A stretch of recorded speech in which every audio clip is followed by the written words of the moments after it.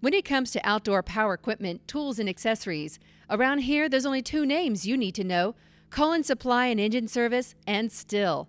Two trusted names in outdoor power tools, offering a wide range of blowers, trimmers, edgers, the right tool for any outdoor job.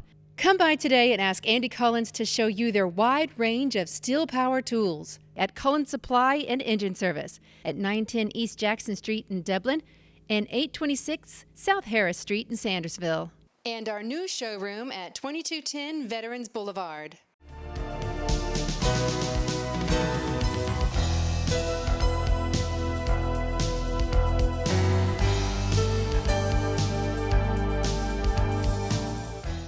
Hello everybody, I'm Pilar Archila with Pure Gold. I have a very nice Santa Claus here with me. Farrel Nichols is here with me visiting from Nichols, Colley and Associates. How are you today? I'm doing great. It's good to be here. It's good to be here with you. You're looking so cute with that white hair. Well, thank you. This is Christmas early. Christmas in early August. of the year, in August. I have known you for, gosh, I'll say close to 20 years. I mean, we moved to Dublin almost 20 years ago, and since we moved, we met. And but there's a lot of things about you that I really don't know, and I'm sure people over there don't know either. We would love to get to know you better. Like, for instance, are you from Lawrence County? No, I'm originally from Bainbridge, Georgia, Decatur County. Ah. My family moved from Bainbridge the day I turned 15. I remember because we got my learner's license, driver's license, in Thomasville, Georgia, on the way from Bainbridge to Waycross, where we moved. That was 2 years in Waycross, the 10th and 11th grade, and then I graduated from Rockdale County Comprehensive High School in Conyers, Georgia. Uh-huh. My dad was with Georgia Power. Ah, okay. So So they have to move once in a while. he began moving on my 15th birthday and didn't stop until after I went off to college. Oh, wow. Well, you mentioned college. Where did you go to college? Well, I started off at ABAC, Abraham Baldwin Agricultural College, and then I went to the University of Georgia. Uh-huh. After the University of Georgia, Alice and I moved to Greenville, South Carolina, where I practiced with what was then the largest CPA firm in the world for about 4 years before I came back to Georgia. Uh-huh. Well, you mentioned Alice. She's a real sweet lady. Where did you guys meet? We met at ABAC. And, She was also in the same college with you. right. So she was not like a high school sweetheart or anything like that. No, we met in college. All right, and got married where? We got married in Washington, Georgia, where she's from. Washington, not Washington County. Washington, Georgia, Ah. Wilkes County. Ah, okay. A lot of historic homes in Washington, Georgia. Yes, I guess so. That's in what county, Wilkes? Wilkes, Okay, yes, I've been, between Athens and Augusta. yes, I've been there a lot of times. I mean, to be honest, I did not remember Washington, Georgia, but I've been traveling so much, whole state of Georgia, working, and I've been in Augusta and Athens and in between, so probably I've been there. If you don't get off the main road, you probably didn't stay in Washington long. Okay. When did the two of you move to Dublin? We moved to Dublin somewhere around 1981. All right. We were, I had a partner in a CPA practice in McRae, and I was there for about 5 years after we left Greenville, South Carolina. And then we opened an office over here, and later Alice and I and our family moved to Dublin. That would have been, I think, February of '81. 30-some years ago. 34 or so. Yeah, I was young back then. You're Still young at heart. You're still young. So you guys moved to Dublin, started a business here by yourself or with a partner? My former partner stayed in McRae, and in 1985, Al Hopkins left and went into the ministry. And at that time, my younger brother, one of my younger brothers, Marlon, came in with me, and he went to McRae. Later, we opened a practice in Warner Robins, and he moved over there, and he's still there in '87, I believe. And then in '89, we sold the McRae practice, and then in about '91, we opened an office in Atlanta. So we've had some other things happen in between, but right now we have offices in Dublin, Warner Robins, and Atlanta. Did you visit the office often? The other offices? Right. Yeah, I was in Warner Robins today. I was in Atlanta last week. So I've been managing partner of the firm since, I don't know, '85, I guess. And so I go from office to office some, but I don't have to go a lot, but I go enough to do whatever I need to do. Yeah. You know, I always wonder, accountants, when there is not tax season, do they sit around and do nothing? But I already asked that question. We do a lot of fishing and just laying around doing nothing. No, in fact, in our firm, tax is about a third of what we do. Wow. And then we have a big business advisory practice. We do a lot of work for some fairly large businesses, small businesses, and individuals. But we do a lot of work for anything that has to do with accounting or business. That's pretty much what we do. That's great because some people, and I was one of them, believe they're so busy between December and April 15, and then it's like, but What do we do? yeah, exactly. How many children do you have? I have 3 children, John, Jennifer, and Jason. John is my oldest son. He and his wife, Debbie, have 6 boys and a little girl now.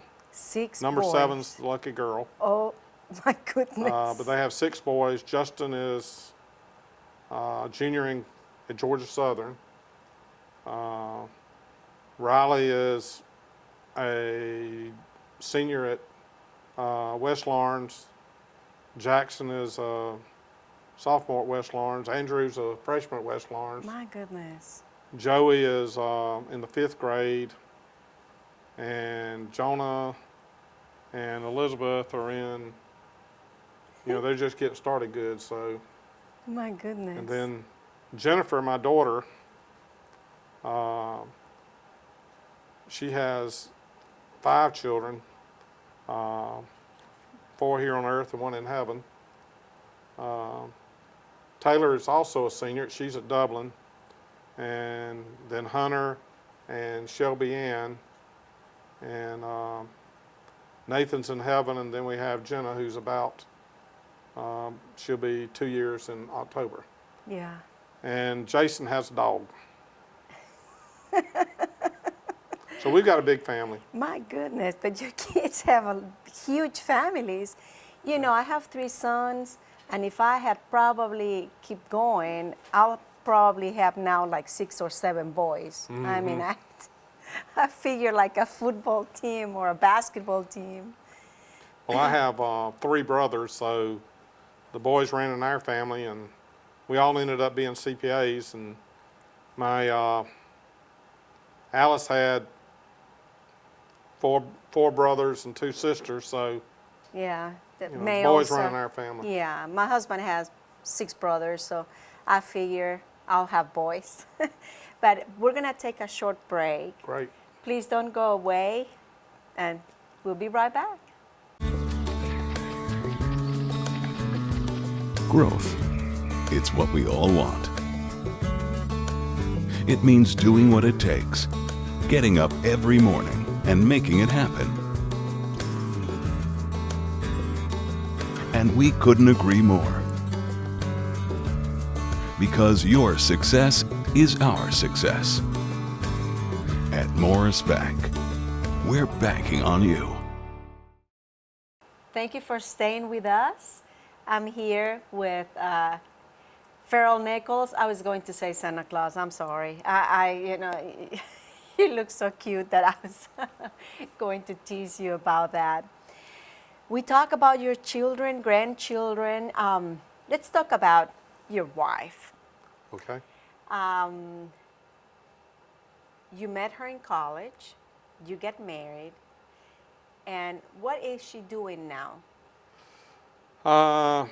She's been a grandmother to My goodness, a so lot of many grandkids. She spends most of her time with the kids and the grandkids, and just you know, helping me with different things, and you know, being there for all of us. And So your grandchildren, are they, I mean, they're all here in Dublin? they're all here in Dublin. You're so lucky. That's Yeah, wonderful. we've got them. Yeah, no wonder. I mean, with so many grandkids, I mean, she has her hands full. Most grandparents are privileged if they get to go to something, you know, their child's game or do this or that because of not living there. For us, Alice has called me up before at work and said, "You've got to get over here to the ball field. Yeah. We got so many playing, we don't have enough of us to go around.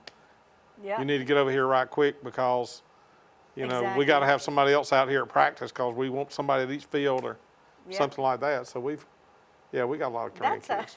That's a huge We got a job. football team full of grandkids. Yeah, that's a huge job. Mine are in Atlanta, so I mean, I get, So you have to spend your time talking to somebody like me all day. for instance, I love my job. Mm-hmm.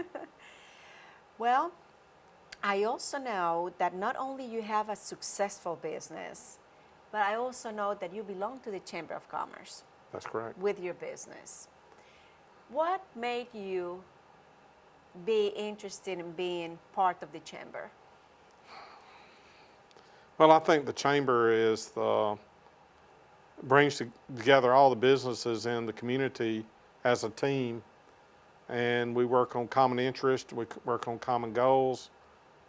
We promote Dublin. We promote Lawrence County, and Georgia. And by doing that, it's a lot of times it's an indirect way, but in doing it, we're building the community and we're building the trade and the commerce here in our community so that we'll all have a place where our kids can come back to. And There you go. you hear a lot about, well, there's nothing here for our kids to do. In my case, there must be. They're all back. But but there is a lot to when you get involved and you do things in the community. The more you can build in a positive way, whether it's through the recreational department, through the economic development, whatever, as long as we have good, clean, wholesome growth, I think it's good for us, especially kind of being a sort of an oasis out here in the middle Georgia and this Yeah. rural community. That's right. You were the chairperson for the Chamber of Commerce. What year was that? 2002, 2003. I remember that. What kind of things were going on at the Chamber of Commerce that year? Well, from the different type events that went on, we had, I think it was the first full year of operation of the Welcome Center. So at that time we had, that coming along. Farmers Furniture actually did an expansion that year from the economic development side. We had a Robert L. Brown Jr. Day. He is an architect in Atlanta, a native Dublin person that was celebrated here and recognized. He's been very successful. Been on several boards. He's on the board at Georgia Power. Just, I don't know, a lot of different things that, and we recognized him. All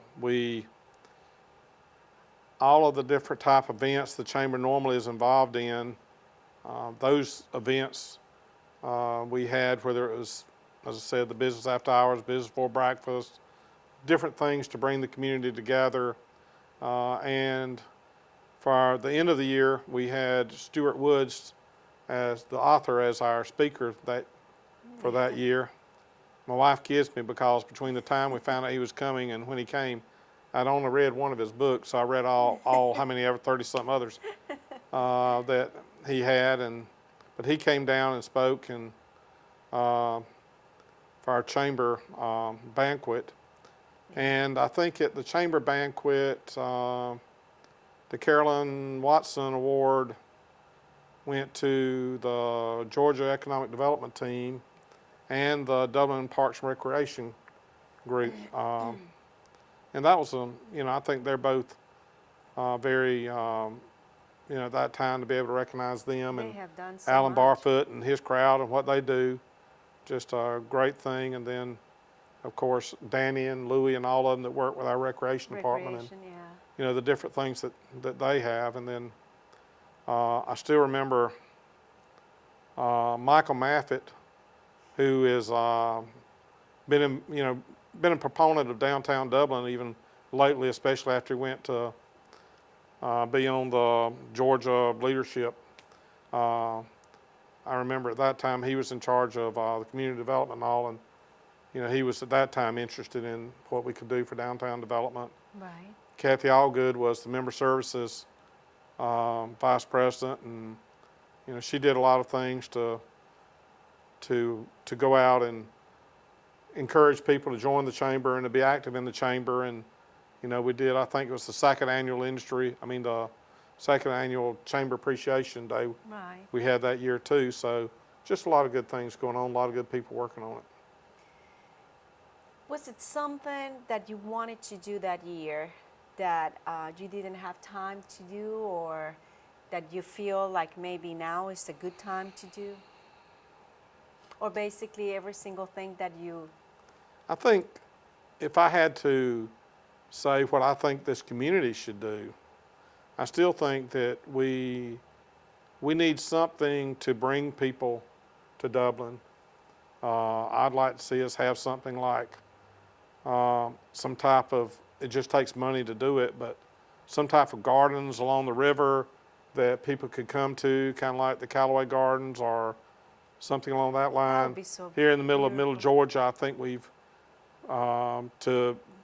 could pull people off of 95 and 75 to come this way. That we've got right now 3 golf courses, and we've got a great recreation field that we could grow that. But I think if we just had a destination point to have people come to, and it would take a good bit of money and effort to do and to get behind. But I would like to see us have something more here to attract even and to tourists, bring for tourism. to bring the tourism in, and also to recognize a lot of what we have. I mean, there's a lot of things here in Middle Georgia, the kaolin mines in this area, the timber products and the timber industry that we have here, the agricultural business that we have. But if you really think about it and you envision something, we got a golf course the city does sitting along the river, and if we could do something even there,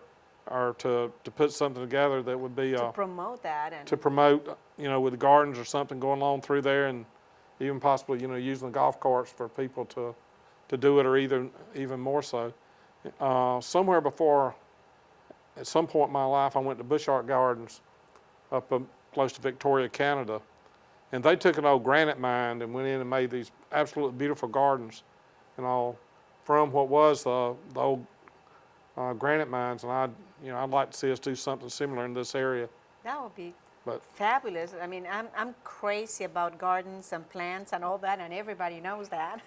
well, when you look out there and you look at the age of our the baby boomer population and what we're interested in now, and the fact that, you know, we're not as active as we once were, but there's a lot of baby boomers that travel back and forth to Florida and everything else. If we could get something going, there are gardens in Charleston, there's gardens, like I said, the Callaway Gardens and different things, but there's a lot of things that we could do and with something like that, and I'd just like to see us be able to do something along those lines. Yeah, that would be wonderful.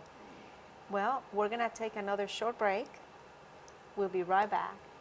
At last year's rib cook-off, Sonny's pitmasters put their skills to the test. But this year, the competition really heated up. The turnout was bigger, the stakes were higher, the teams were tougher.